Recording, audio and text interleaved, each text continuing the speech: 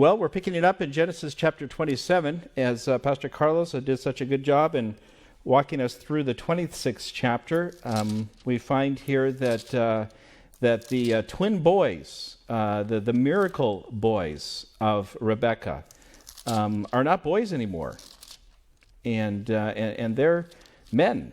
And today we would say that they're middle-aged men. Back then they wouldn't say middle-aged because 40 wouldn't be middle-aged. In fact, as we get into the chapter 27, we move from Esau and, of course, Jacob. They're twins, so they're both the same age.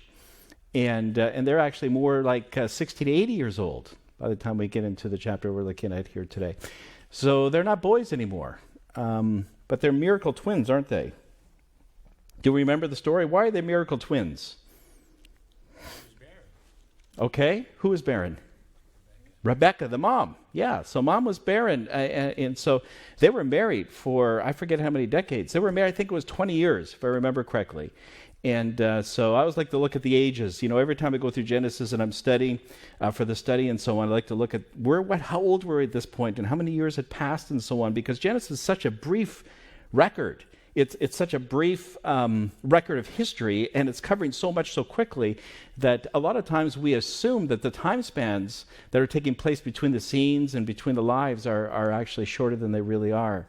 And so a lot of times there's a lot more years that are going by. And so, for instance, Rebekah and Isaac were married for 20 years before they conceived and had their first children, the miracle twins, because Rebekah was barren. And so the Bible record says that Isaac had been praying and pleading with the Lord for about 20 years. And then the Lord answered and gave them those miracle children. Now, sadly, just like Adam and Eve, and this really does echo Adam and Eve's first family experience, doesn't it? Because we're coming to the time where Esau is making some very bad choices. What's the first bad choice that we studied last week? Is that when he sold his birthright? Okay, yes, that's right. He sold his birthright. And was that the last week or maybe a week or two before that? So that was the first big bad decision that he made. What's the next bad decision that he made? He married out of faith. He married out of faith. Out of the faith. Out of the faith. All right. So he married a couple of local girls. And if they were converts, that would be one thing. But they weren't, were they? They didn't know the Lord. They didn't believe in the Lord. They were Hittites, and Hittites had their own gods, their own idols, their own religious system, and so on. Of course, it was all counterfeit, and it certainly wasn't in line with the covenant that God had made with Abraham, and that God had made with Isaac, and that God wanted to make with Esau and with Jacob as well. And so Esau was kind of born with a privilege and a responsibility because he was the first one to come out of the womb of his mother. So even though he was only a few minutes older than his brother, he was still nevertheless recognized as the eldest brother. And as the eldest brother, you were the one that had the right to the inheritance. Now, in this case, the inheritance wasn't just an average inheritance. Certainly, Isaac is on record like his dad, like his granddad. They were certainly prosperous. They certainly were wealthy, probably wealthier than average, above middle class, I would say, if we were to compare it to today.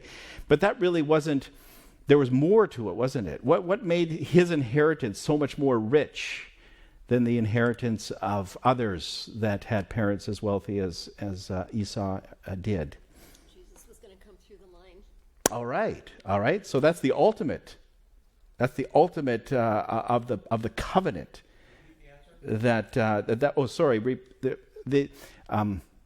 Deanna had mentioned that it was because the Messiah was to come through that lineage, and so the very hope for sinful mankind was to come.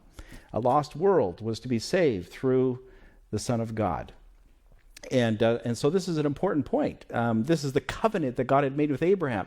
Because remember, when God had made the covenant with Abraham and with the descendants of Abraham, he had said that I will not only bless you, but I will bless all nations. All nations will be blessed through you. And of course, he's pointing ultimately to the Son of God. He's pointing ultimately to Christ, who was to die on the cross and die for the sins of all nations, that we all might have the opportunity to be able to repent, to be able to accept the free gift of salvation, and find ourselves with eternal life. And so the birthright that Esau was born with, that he came into this world with, came with great privilege, but it also came with great responsibility. That's right. Yeah. So when you become a husband, does your responsibility increase? Sure, now you're responsible for your marriage, your household. You're the head of the marriage, of the household, and God held you responsible. So you've just upped your responsibility as well as your privilege, because there's privileges that come with the married life as well. And then when you have kids, does your responsibility increase? Sure. Okay, now you're responsible for the well-being physically and spiritually of other precious little human beings and so on. And so your responsibility keeps increasing. And so Esau, he was happy to have a wife and the privileges that came with that, and certainly he's on record of having children, and so he enjoyed the privileges of that, but he wasn't all that keen on the responsibility part. Now, it doesn't say a lot about his home life, but I'm guessing that his home life reflected the rest of his character and the evidence that we see, in that he was enjoying the pleasures, but he wasn't all that interested in being around for the kids and being around for his wives as much as he should have. So it's really a sad chapter, the one that we're looking at, and it's a very tragic and revealing chapter, because yes, Esau had sold his birthright, and he didn't sell it for $100,000. He sold it for a bowl of lentil stew. Yeah. Okay. All right. So the Bible follows up with that, and I think that's 2 chapters back, Revelation 25. So let's get the context of that as we review a little bit. Last verse of chapter 25. Genesis 25. So we're going to back up 2 chapters. If we could have a volunteer read verse 34 for us. And Jacob gave Esau bread and stew of lentils. Then he ate and drank, arose, and went his way. Thus Esau despised his birthright. Okay, so it doesn't just say there in the Bible record what he did, but it tells us that it revealed his heart. The Bible points out, just in case you don't pick this up, I think it's important for you to recognize that for a man to sell his birthright, even if there wasn't the spiritual implications that were involved and the plan of salvation that had been painted out for Esau. Now you can imagine little Esau and little Jacob on their daddy's knee when they were just little tykes. And Isaac and of course Rebekah, at times as she tucks them in at night, or whatever it is, whatever their routine was, how they would repeat the stories about, how God had appeared to Abraham several times, and then how God had even, Abraham had even taken their dad up onto the altar at Mount, Moriah, and was about to sacrifice him, and how he and his dad believed that the promises that God was going to resurrect him to life again, even if they took his life, that he would resurrect them, and so all these stories would be repeated, and so they were brought up, they were reared with the understanding that they had this great privilege of being the promised lineage that would bring forth the Messiah and would save a lost world. And so there was great spiritual privilege and responsibility that came with that.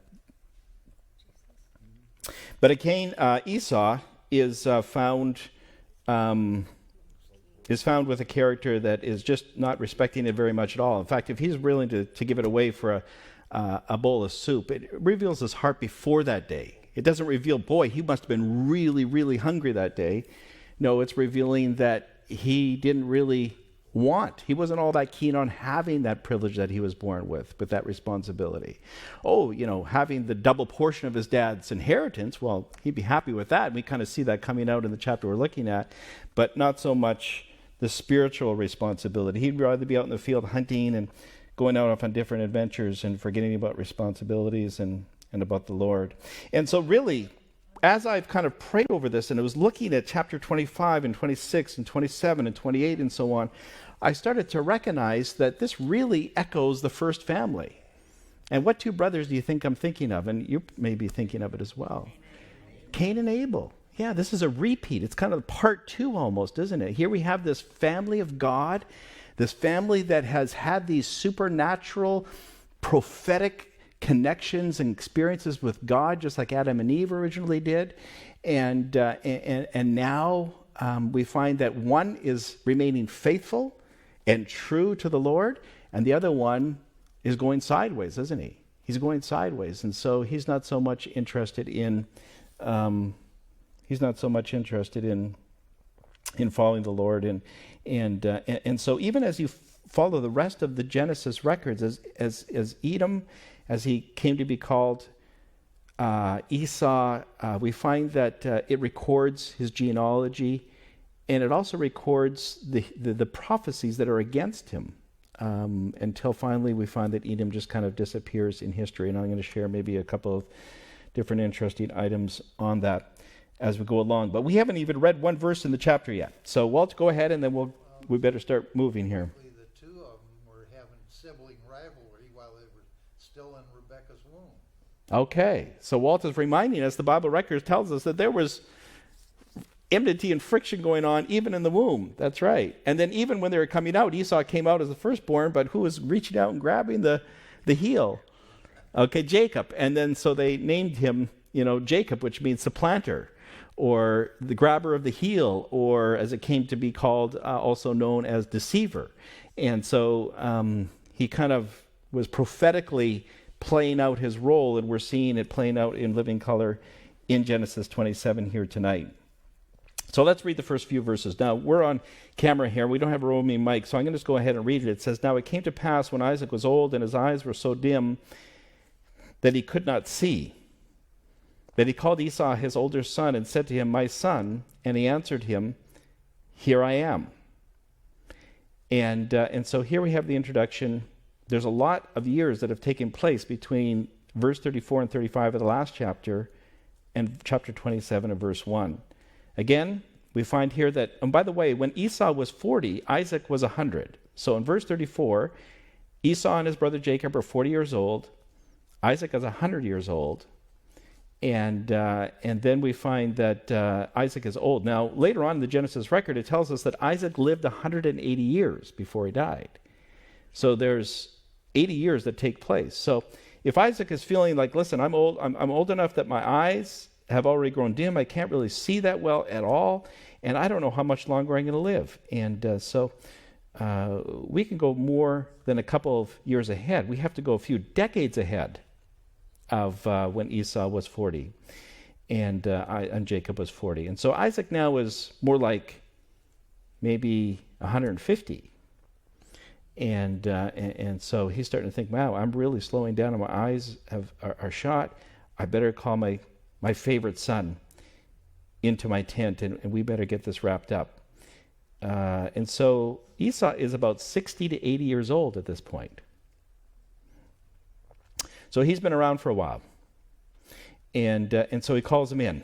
And he says, "Then he said, 'Behold, now I am old. I do not know the day of my death. Now, therefore, please take your weapons, your quiver, your bow, and go out to the field and hunt game for me. And make me savory food, such as I love, and bring it to me, that I may eat, and that my soul may bless you before I die.'" Now, Rebekah was listening when Isaac spoke to Esau, his son. She overheard it, and Esau went to the field to hunt game and to bring it. So Esau's excited about the plan. Isaac's excited about the plan. But it's interesting that neither of them are really bringing mom or the other brother into the plan, are they? Okay, they're kind of conspiring on the side here. But what's interesting is it says that Esau went to, or Jacob spoke to his son Esau, and then later you read down a little further, Rebekah went to her son Jacob. Okay, good point. And that's really insightful. That's good. So Chris is here pointing out for those online that we find here that Esau is referred to as Isaac's son, and then later Rebekah refers to her son being Jacob. And that really does reveal a lot concerning the two. So they both had favorites, didn't they? But their favorites were the opposite, wasn't it? Okay, so here we have Rebekah, and of course the rest of the chapter here kind of reveals that Rebekah and him and Jacob had a pretty close relationship. So they're conspiring on the side, but who started it? It was actually Isaac and his favorite, which was? Esau. Okay, that's right. And so the two of them they're both kind of doing their own conspiracies on the side. And of course, the second conspiracy wouldn't have happened if it wasn't for the fact that Rebekah happened to overhear the conversation that was taking place between the dad and Esau. And I think it's reasonable for us to assume that Isaac and Esau had a pretty good idea that Jacob was the man that God had intended to succeed Isaac as the spiritual leader. Okay, when you look at all the evidence, there's a pretty good chance that they understood that, both Esau and Isaac. And that's also probably why they were conspiring on the side, and they were kind of conveniently leaving out Mom, and they were leaving out Jacob out of the plan, because they knew that they had a different viewpoint, and so they would have opposition to their plan. And of course, Jacob had already demonstrated himself to be the faithful one, and Esau was the one out in the hunt. Yes? What's really interesting is that God gave such an important mission to such a dysfunctional family line. Uh-huh. I mean, this family line from Cain all the way down through David and beyond is really worthy of reality TV. Okay. The mother and the son are conspiring against the father and the other son, and it's over the inheritance. And I mean, Right. So Mike is saying it sounds like a lot like our families.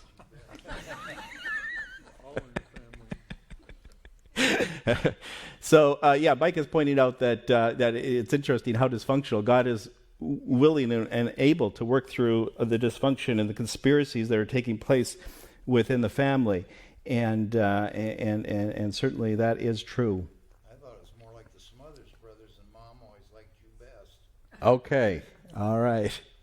Okay, so we have Jacob, who is a mommy's boy, and we have Esau, who is a daddy's boy. Now, of course, Esau is not on record, not Esau, but Isaac. Isaac is not on record of being any kind of hunter, this great adventure, this free-wheeling kind of man that goes out on the hunt for days in the desert or the woods and so on. He's more of a peace-loving shepherd. But he's attracted to this son, this man of macho, he's got the muscles, he's got the weapons, and he knows how to hit a target, and he can hit a deer every time, right between the eyes or right in the heart or whatever it is, and so there's almost this kind of admiration that he has for this macho son of his that goes out with these adventures in the woods and in the desert and so on, and Jacob's the responsible one that's staying at home, but that appears boring compared to what Esau is up to. But the problem is that Esau, that's all he wants to do. He doesn't want the responsibility. And that's what's most important, is it not? Okay, so here we have Isaac and Esau, and they're trying to take things into their own hands because they're both very much aware that Esau had already blown it and sold the birthright. He had already sold the birthright. He had already thrown away the birthright for essentially nothing. I mean, even Judas sold Jesus for more than that. It was 50 pieces of silver. But with Esau, no, he was willing to throw away the whole covenant for just a bowl of soup. So it's even worse than Judas. And so this guy's not a good character. And so I think we don't want to sympathize with him, and we don't want to make him out to be anything but what he is as far as his character is at this point. And so, but the eyes of a father can be blind at times, can't it? This is my favorite. This is the one that I've always admired, and so on. And so in spite of the fact that there was a prophecy that God gave through an angel to his wife before they were born, saying that the younger would serve the greater, that's a pretty good clue that Jacob would be the one. Okay, so even before they came out of the womb, God was already giving them some pretty clear clues.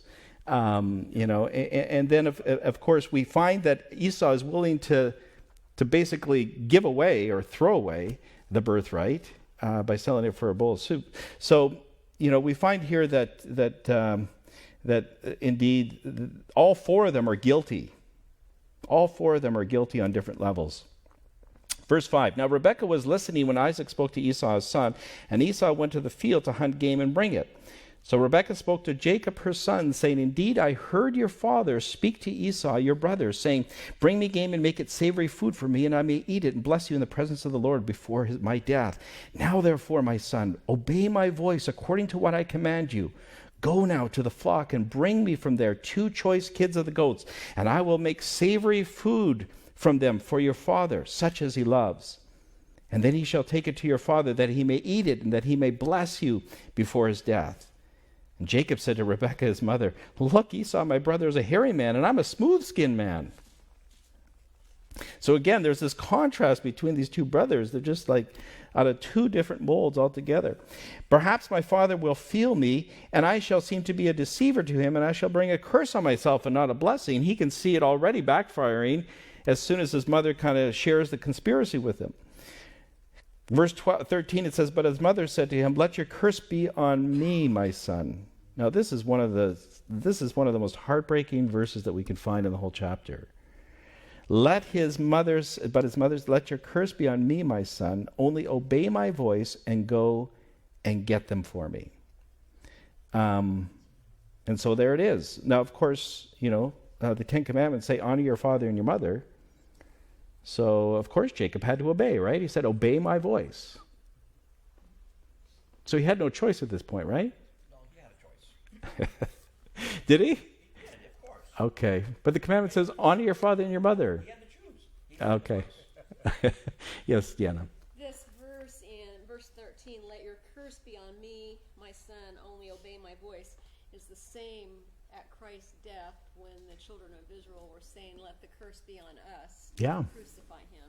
It's a correlation there. Yeah, let the curse be on us and on our children. Yeah. So it echoes the scene of the trial with Pontius Pilate and Jesus and so on. Yeah.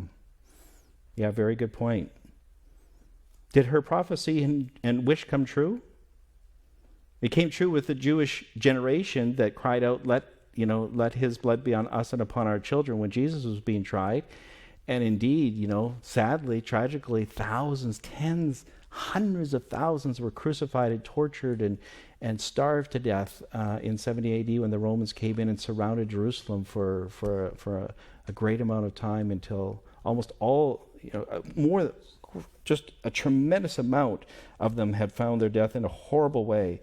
And so the blood of Jesus was on that generation, but also the curse also came on Rebekah. Now, one of the things that came to me clearer than ever as I was studying through these chapters again is that Rebekah kind of disappears after this chapter. Even her death is not mentioned. Now, I think it's around chapter 34, we find that even Rebekah's nurse, Deborah, her death is mentioned and recorded in a verse, and it is told where she was buried. But Rebekah's death isn't recorded. Yeah. Now, when you come to the chapter 49, as Jacob is on his deathbed, he does refer to his burial place, and his request is, please bury me, in the field of Machpelah and so on, where, where Abraham had bought that cave and plot of land as a family burial place, where Abraham and Sarah are buried, where Isaac and Rebekah have been buried. So there is a bit of an add-on at the end, but the actual time as you're walking through those years, Rebekah isn't even mentioned again as far as her death and such. Shawn? Yes. Also, it's interesting that because of Rebekah's plan and scheming, her son left her under sad circumstances. He had to flee, Yeah. and she never got to see her son again Yes. because she had died before Jacob came back. Right. Yes, thank you. So Pastor Shawn is pointing out something very important, and the part of that curse, probably the biggest part of that curse for her earthly experience, is the fact that she would never see him again. He never did come back in time before her death. Isaac he did, but not with Rebekah. And again, we don't even know when Rebekah died. We don't know where she died because it doesn't say. And that could be also a reflection of the curse that she called upon herself. So, of course, I was testing you a little bit where she said, she did say, obey my voice. And the commandment says, honor your father and your mother. But does God call us to obey our parents, even if they ask us to do something that is immoral? No. That is something wrong? No. Of course, there's a conflict now, isn't there? It's like Peter had said to the Jewish Sanhedrin and the rulers of his day, you judge which is better, to obey God or to obey you. You be the judge. And of course, they all knew the answer in the room. And so, of course, to honor our father and our mother doesn't mean to obey and listen to our parents' voice when they ask us to do something against God's will. Verse 14, and he went and got them and brought them to his mother, and his mother made savory food such as father loved. And then Rebekah took, this is verse 15, then Rebekah took the choice clothes of her elder son Esau, which were with her in the house, and put them on Jacob, her younger son. So she's, the objections of Jacob are now being met, aren't they? He said, listen, I'm afraid he's going to come over and he said, I want to hold your hand. I want to grab you by the arm and smell you and so on. And he's going to realize really quick, I don't have the hair that Jacob did. I mean, that Esau. Pastor, you know, it's Mhm. interesting. Younger son. Younger by what? Minutes? Mm-hmm. By the heel. Yeah. I think they still do that today, don't they? You still have the older and the younger. You know, when you have twins, only one comes out at a time, typically. So you're right, he's younger, but he's as close to being the same age as you can. They still had their birthday party on the same day, didn't they? Yeah. No photo finish. Within the 24 hours. No. Okay, so where were we? What verse? 16. Okay, and she put skins on of the kids of the goats on his hands and on the smooth part of his neck, and then she gave the savory food and bread which she had prepared into the hand of her son Jacob. And so he went to his father and said, my father. And he said, here I am. Who are you, my son? And Jacob said to his father, I am Esau, your firstborn. Somebody pointed out first lie. Yeah. I have done just as you told me. Please arise. That's the second lie. I have done just as you told me. Please arise, sit and eat my game, that your soul may bless me. Now, Jacob, you know, I have a feeling when he walked into the room, he figured he had all the bases covered. And so when he walked in, he would just kind of pick up where his older brother had left off, and that his dad wouldn't question anything. And so here we have already, as soon as he gets into the room, he's put on the spot, isn't he? And he says, listen, you know, who are you, my son? And so right away he's asking, who are you? Now, of course, the first clue for dad here would be the fact that he sounds like Jacob. So he may feel like Jacob, and he may smell like Esau, and he may smell like Esau, but he sounds like Jacob. And so as soon as he came to the door and he said, Father, my father, here I am. He said, who are you, my son? And Jacob said, of course, we read verse 19. Verse 20, it says, but Isaac said to his son, how is it that you have found it so quickly, my son? And he said, because the Lord your God brought it to me. Now that one, you know, is a big ouch there, isn't it? Because now he's bringing the Lord into it. You know, this borders on blasphemy, because it's one thing to lie, but it's another thing now he's bringing the Lord in on the whole thing, and he's saying, you know, God, you know, he was out there, he blessed me and helped me to find it quickly. And then Isaac said to Jacob, please come near that I may feel you, my son, whether you really are my son Esau or not. So there's obvious confusion in the room. So Jacob went near to Isaac his father and felt him and said, the voice is Jacob's voice, but the hands are the hands of Esau. And so again, there's this conflict, this confusion in the dad's minds. And he did not recognize him because his hands were hairy like his brother Esau's hands, and so he blessed him. And then he said, are you really my son Esau? And he said, I am. So you can see it's being repeated. And of course, the deeper we get into a sin, the harder it is to get out, isn't it? And now, was there a way of escape? Was there a way of escape? Did he still have his free will? Yeah. Was it harder each time he told the lie? Was it harder to get out of it? Yes. Okay. So there's two dynamics here. Number one, we have to remember that there is always a way of escape. We always have free will, whether we sometimes feel like we don't or not, and the devil's trying to tell us we don't, our circumstances are trying to tell us we don't, and our own flesh might be telling us that we don't, but we really do. We always have a way of escape. We always have free will. We always have a choice. You could have said, oh, Dad, I can't do it anymore.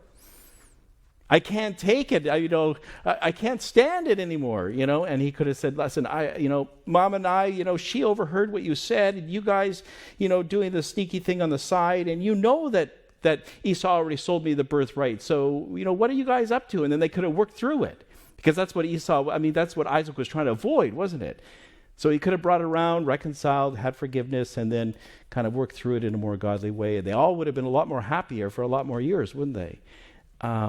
But they didn't. So he kept burying himself. Every time he said a new lie, made that choice, of course, he buried himself a little bit deeper. Yes? I think Isaac must have had some visual and cognitive impairment. In other words, if he couldn't see well enough, Yeah. and when he That's what feels, it I said mean, at the beginning. animal skins versus someone who's got hairy, I mean, he had to have some cognitive impairment. And, Yeah. And I also think he had visual impairment, probably had cataracts. So Dr. Eng is suggesting that not only did he have perhaps cataracts or whatever it was that took away his eyesight to be able to discern which son it was and see clearly, but he had cognitive or thinking difficulty as well. And so, there could be some kinds of a senility or, a senile and so on. So that could be. And yet the Bible record tells us that he lived to 180 yet. So he lived for over 20 years after this. Somehow still. So he thought he was at the end, but he wasn't quite as close as he thought. And that's the interesting thing about the rest of Genesis record. All right, so where were we? What verse? 25, okay. Okay, and so 25 says, and he said, bring it near to me, and I will eat of my son's game so that my soul may bless you. And so he brought it near to him, and he ate. And he brought him wine, and he drank. And then his father Isaac said to him, come near now and kiss me, my son. And he came near and kissed him and he smelled the smell of his clothing, and he blessed him. And he said, surely the smell of my son is like the smell of a field which the Lord has blessed. Therefore may God give you of the dew of heaven and of the fatness of the earth and of the plenty of grain and wine. Let people serve you and nations bow down to you. Be master over your brethren and let your mother's sons bow down to you. Cursed be everyone who curses you, and blessed be everyone who blesses you. And so what is that echoing, that last part of the blessing? Well, nowadays, some people say that if you curse the nation of Israel, that God will curse those that curse the nation of Israel, which is Jacob's new name when he got older. Okay. All right. So Walt is saying that there are some Christians and other religious people, perhaps some Jews and so on, that believe that if that this still holds. And so Jacob ultimately became Israel, which is the nation of Israel and even modern Israel. So to curse modern Israel is to curse yourself, and to bless modern Israel is to bless yourself. And of course that opens up a whole other can of worms that we don't have room to study here. And certainly Romans chapter 9, 10, and 11 is probably addressing it the most detailed in the New Testament and the New Covenant concerning literal Israel and spiritual Israel. And that's a good but a large study. But what else is it echoing? Cursed be everyone who curses you, and blessed be those who bless you. Abraham.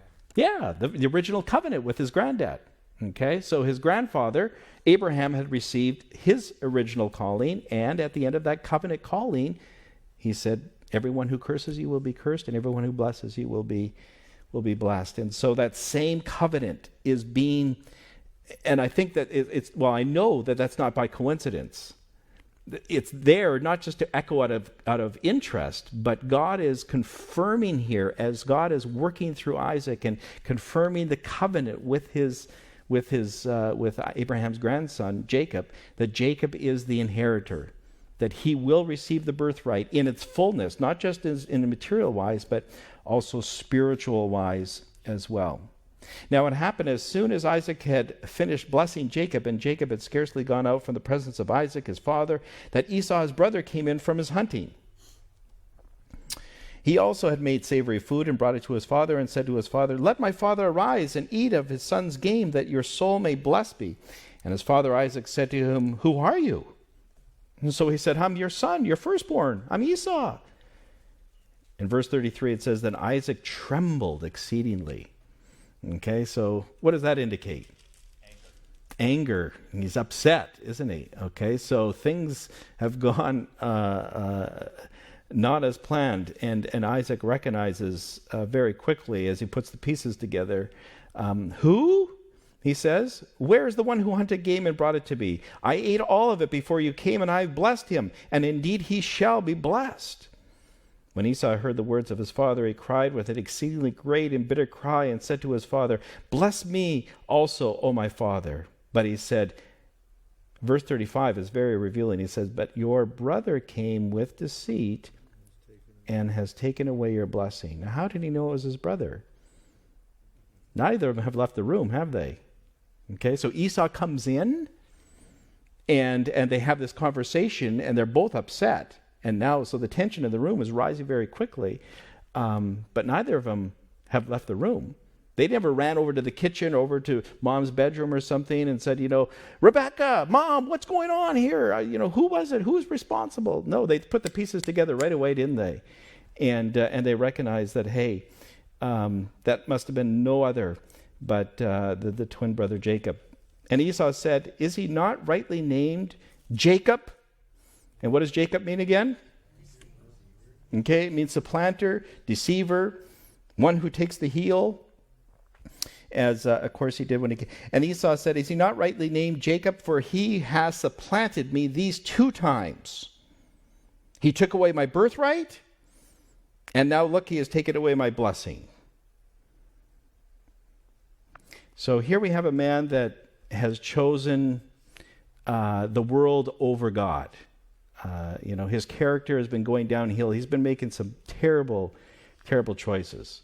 And he's more wrapped up in the lives of his new Hittite pagan wives, idolatrous wives. And so, his world is not the world of worship like you and I. He didn't have devotional that morning. He didn't wake up and get on his knees and say, Lord, fill me with your spirit today. Help me to be a good servant like my granddad Abraham. He didn't, review the scriptures and contemplate and meditate on the salvation of God. He didn't do any of those things that day. And so he was in a different place altogether. Now, when we find ourselves in that place, when we find ourselves without the Holy Spirit, we can start to come up with some very weird thinking, can't we? And Jesus pointed that out. He said, do not grieve the Holy Spirit. And in the context of when he said that, it's the only sin I can't forgive is grieving the Holy Spirit. And of course, the context when Jesus said that was when he had just healed a blind man or a cripple, and he had cast the demons out of that person. And everybody's going, wow, this must be the Messiah, which of course he was. But then the religious leaders pushed back the Holy Spirit, and they said, no, he's doing it by Beelzebub, the chief of demons. He's casting out demons by the chief of demons. And Jesus said, oh, wait a minute. Whoa. Let's stop the boat right there. Does that make any sense whatsoever? He's saying, does a kingdom divided itself. Why would the master of demons cast his own demons out of somebody that they work so hard to possess? Okay, why would they set a captive free? He said, that doesn't make any sense at all. What you're saying is completely illogical and untrue. But when we push the Holy Spirit away, and the more we do that, the weirder our thinking can be. And so here we find another prime example.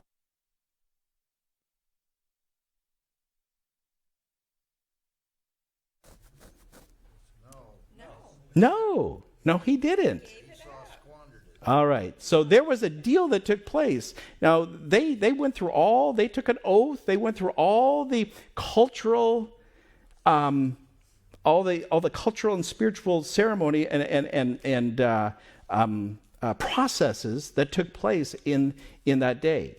And so Esau did it with eyes wide open. He didn't do it like, where Jacob is doing it now, now in this case, Jacob is sneaky and he is being deceitful. But Jacob did it fully and openly.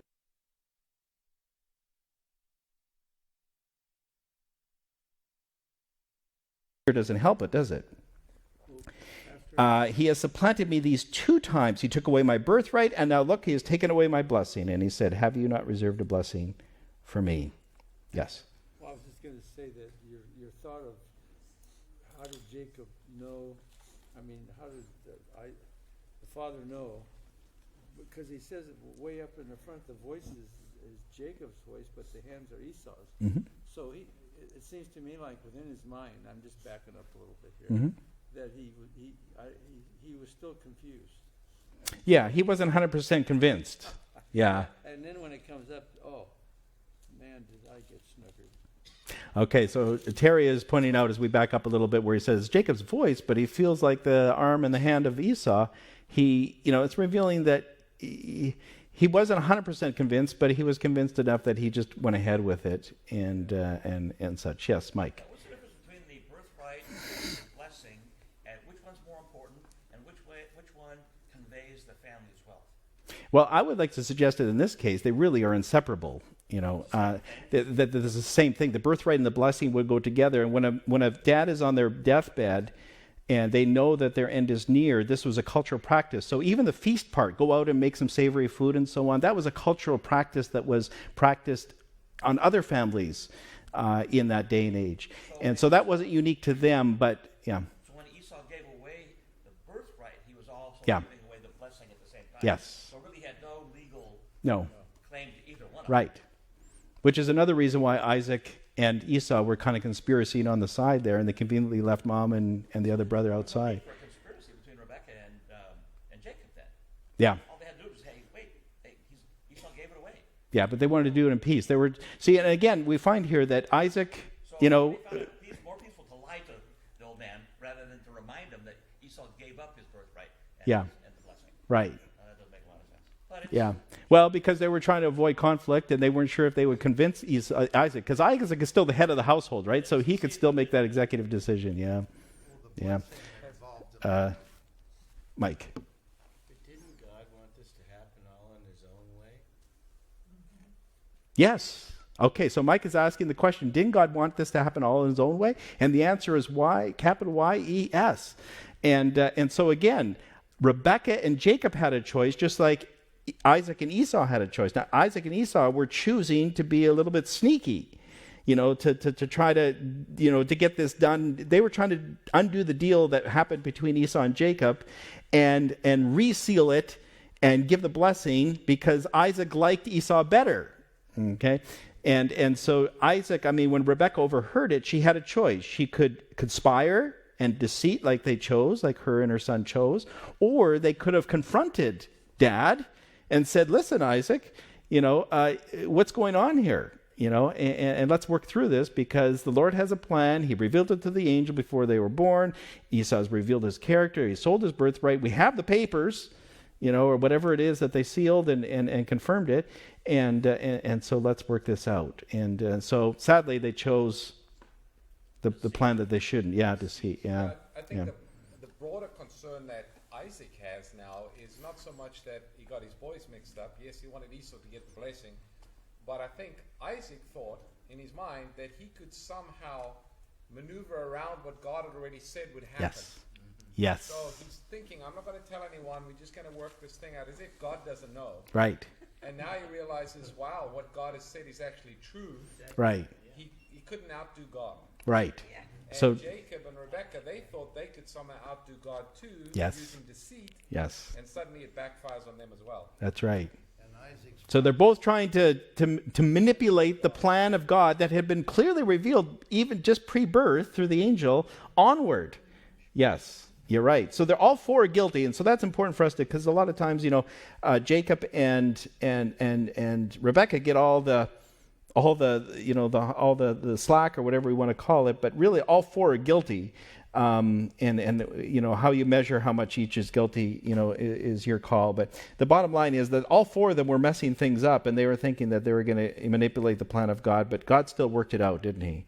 And so God could work things out in our lives in spite of us sometimes, can't he? Yes. Just quickly, this on verse 36 where it says, "Have you not reserved a blessing for me?" That again reflects to the end of time where those who are not going to be saved have given up their birthright. Yes. And they're going to beg God, please give me a blessing. Do you have not something for me? I love it. Thank you, Deanna. Yeah, you're making my job so easy, all of you, because you're taking all my punchlines and you're sharing them, and that's good. Because Deanna here is pointing out that how many of us in our day and age and in history have sold our birthright. Because the Bible makes it very clear that Jesus has earned a birthright for us, hasn't he? Right. And it was paid at the biggest price. And so all of us have the opportunity to be able to accept that birthright. That's why the New Testament uses language like, fellow inheritor, or fellow heir is the word I'm looking for, H-E-I-R.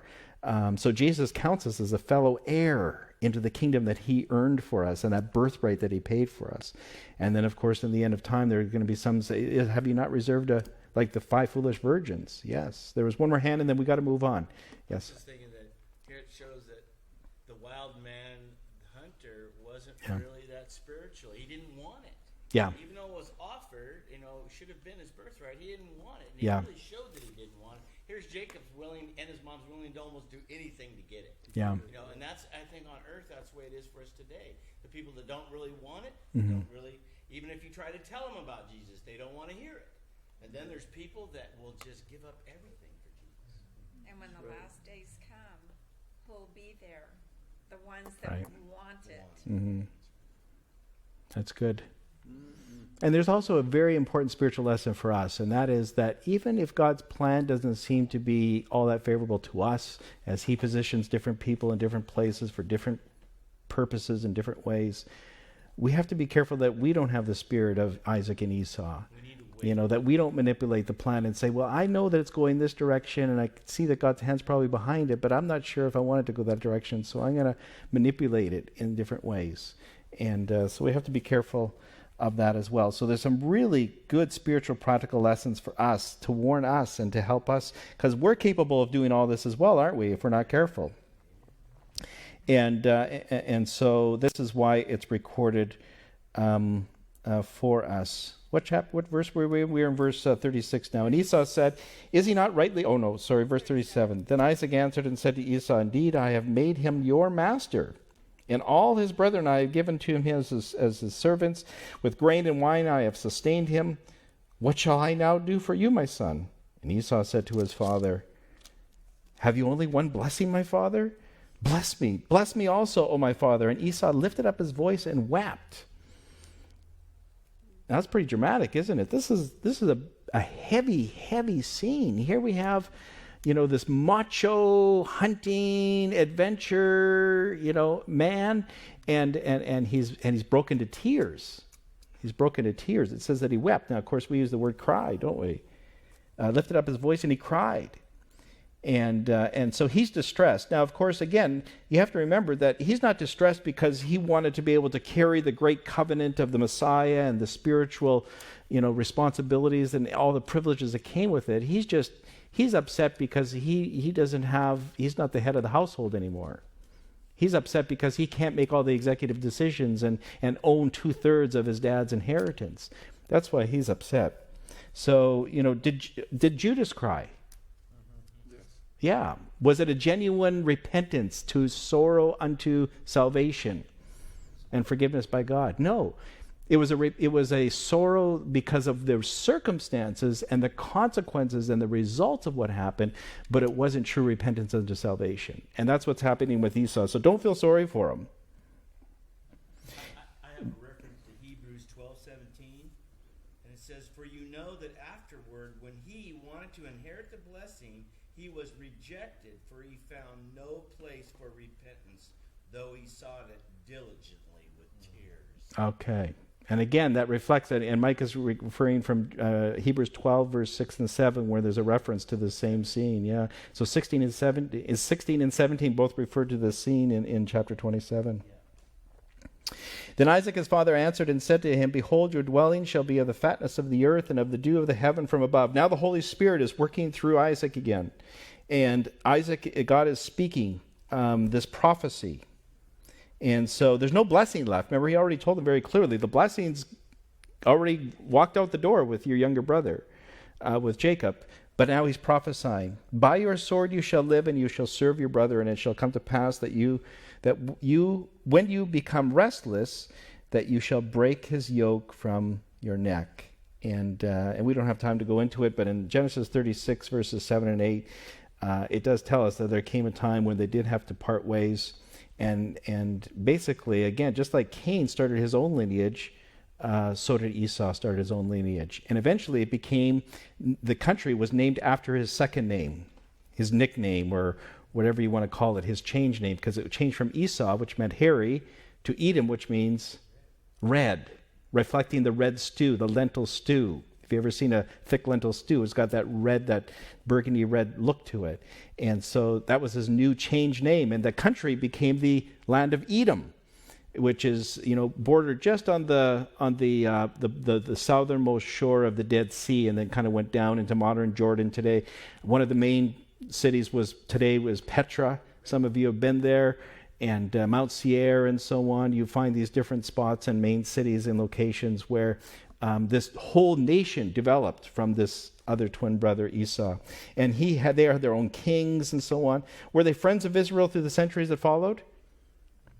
No, they were forever enemies of God, and they were forever enemies of God's nation Israel, just like Cain's lineage. And so again, you have that deep parallel. Pastor, Yes. I guess what I understand in the process is once the blessing was given, it can't be taken back. And where does that come from? Yeah, my wife was asking the same thing because we read the chapter together last night before we went to sleep. And she goes, every time I read that, I think, well, why? If it was brought into deceit, why couldn't it go? Well, I think there's a couple answers. First of all, Esau already gave it away. So him and his dad are just kind of trying to conspire, to manipulate God and his plan and try to pull it back secretly. And it just kind of backfired. And I think that Isaac's heart and his mind is catching up as he realized what happened and what he's done. And I think that he realized at that time, during that conversation with Esau, is that you and I were up to no good. It's all backfiring. And God has fulfilled his plan, and the blessing's gone. It's said and done, and it should have been there in the first place. Shawn? Yeah. Part of the blessing was, whoever blesses you will be blessed. Whoever curses you will be cursed. Yeah. So how could Isaac now turn around and try and curse Jacob because he already pronounced a blessing on him? Oh, okay. He would bring a curse upon himself. Right. So Isaac's saying, there's nothing I can do. It's irreversible. I've said those who bless him will be blessed, and those who curse him will be cursed. You can't change that. Okay, good. So Pastor Ross is pointing out that the last of the blessing, this prophetic blessing that Isaac had given to his son, Jacob, was one that was irreversible blessings and curses. All right, so let's take a couple more minutes and we'll read the last verses here and we'll wrap up the chapter. So Esau hated Jacob because of the blessing with which his father blessed him. And Esau said in his heart, the days of mourning for my father at hand, and then I will kill my brother Jacob. All right, so what does this reveal about Esau again? Okay, all right. It also reveals that his heart's not in a good place, right? Okay. Now, if somebody deceives you, even within the family, and somebody wrongs you, what does God tell us to do? Does he tell us seek revenge and start to plan their death, or maybe, Forgive and forget. As we forgive. All right, okay, forgive us our sins even as we forgive those who sin against us. And so we seek reconciliation, don't we? We seek repentance. We seek to talk it out and work it out. As much as each party is willing to do so, you want to be able to pursue that. But that's not what Esau is choosing.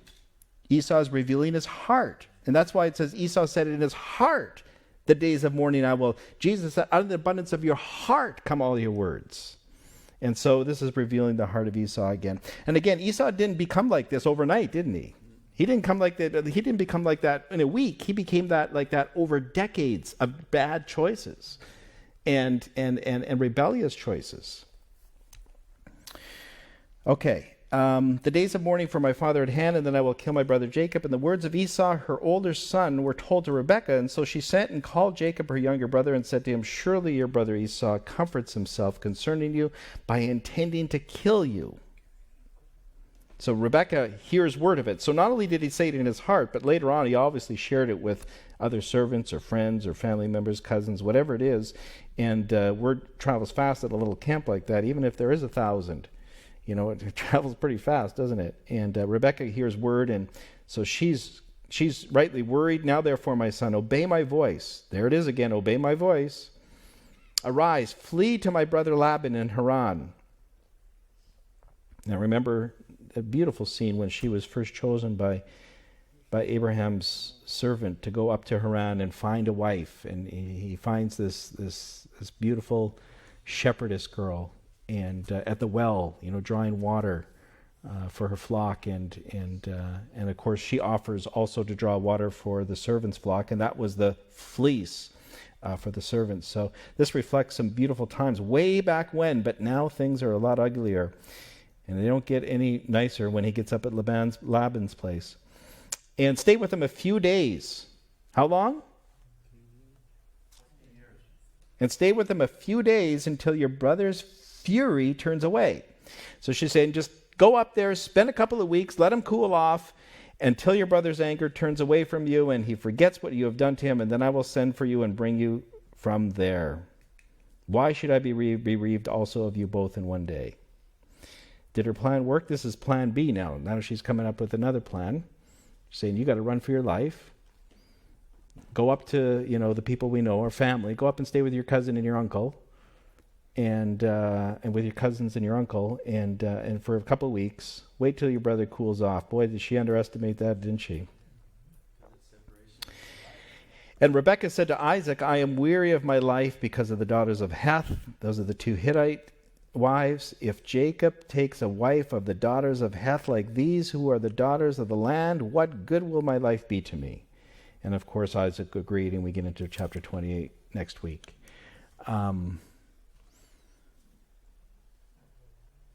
It's a sad chapter, isn't it? I mean, it's tragic chapter. Now, we don't know where Rebekah went. Again, she kind of drops off the map biblically, so the evidence doesn't look promising whether she'll be in the first resurrection or not. It doesn't say either way, but it doesn't look promising. Esau doesn't look promising at all. Isaac and Jacob, they came around, and so we'll see them at the resurrection. I'm going to see Rebekah there too, because she was willing to go to marry Isaac. She had a willing heart to follow whatever God's plan was. Okay.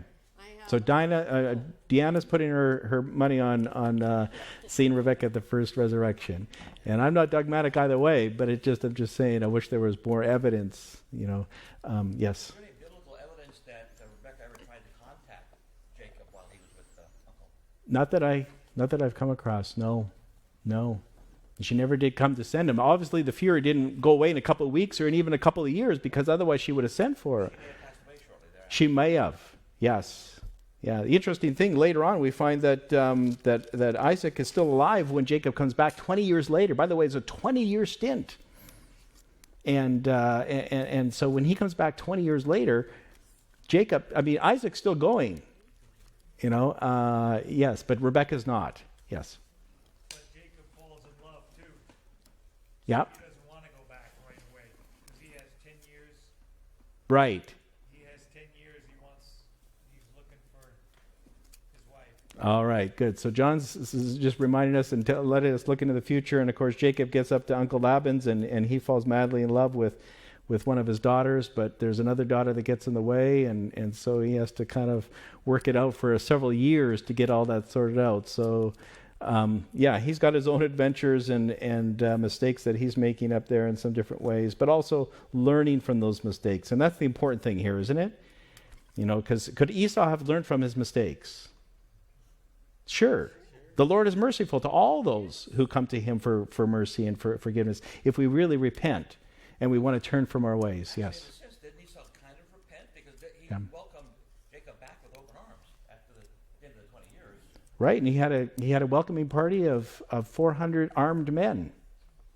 Well, but he didn't slaughter them. He was being safe. Yeah. He was just wanted to protect himself from the mercenaries on the way, any robbers that might be on the... No, he came with 400 men because he intended to take Jacob out. Who travels with 400 armed men? I could see if he had a half a dozen to protect them, from robbers, but 400 armed men is overkill if you're not intending on taking them out.